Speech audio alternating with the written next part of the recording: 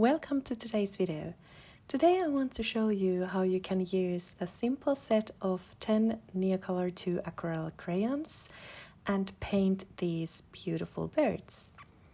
So this is the basic set of Neocolor IIs that I've put together from my larger collection of crayons, and you can see there are 10 basic colors, which are white, yellow, orange, brown, scarlet, purple, violet, cobalt blue, emerald green, and last but not least, black.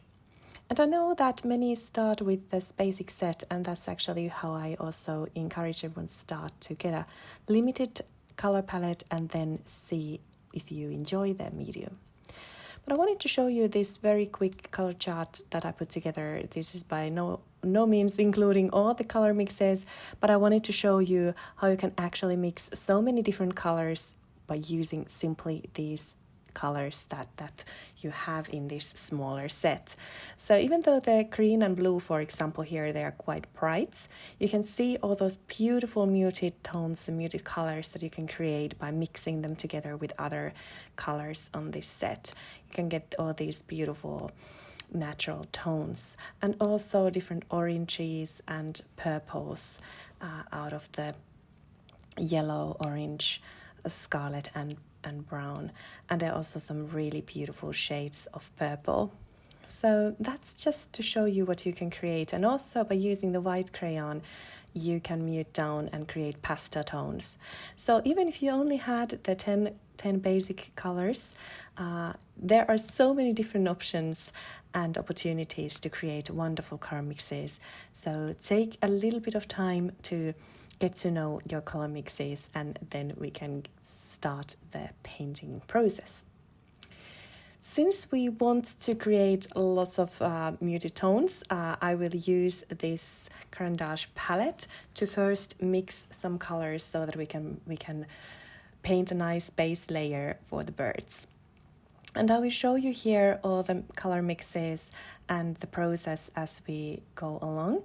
But the basic idea is that I will first mix some basic colors, the colors I want to use for the base layer of the birds, and then I would use a paintbrush to add color. So I would use Neocolor IIs in this video very much like watercolor, so not so much as a crayon, but more as a watercolor, and show you how you can create the mixes and use the basic 10 crayons to create different colors and different tones. But of course, we will also utilize the crayons as such to add details and bring a bit stronger tone, different parts of the birds. So I have two bird paintings in store for you. You can see them both already drawn on the paper here. And the sketchbook I'm using is Hahnemühle's sketchbook. This is a very good sketchbook for mixed media. It's not their 100% cotton, so this is some sort of mix, but it works well with kind of limited amount of water, I'd say. Not perfect for watercolor as such, but very good for water-soluble mediums like these. So I hope you will enjoy this video and the process of painting, and please feel free to paint along with me, and that's exactly why I wanted to also show you my palette all the time so that you can see what color mixes I use and how I use them in this video. I hope you will enjoy this. I will now leave you with some relaxing music and the relaxing painting process.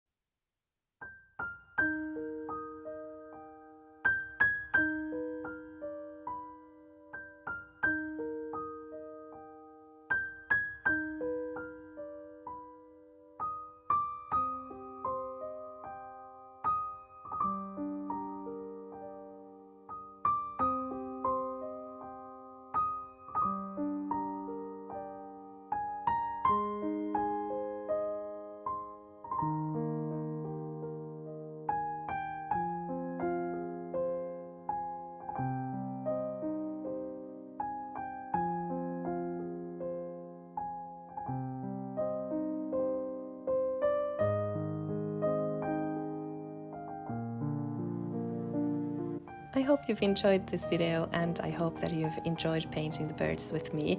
Here you can see a closer look of the birds. And I really hope that you will also explore your Neocolor II crayons and find different color mixes. Please share your favorite color mixes with me in the comments below. I'd love to hear those. And if you have any other further requests of a Neocolor II video, please let me know. I'd be very happy to make a video based on your wishes. If you enjoyed this video, please hit the like button and subscribe to my channel. I have lots of fun videos coming your way, and also my channel includes already many fun Neocolor II tutorials and paintings, so if that's something you enjoy, please check those out. I hope that you will enjoy your own art journey, and I will see you in my next video. Bye for now!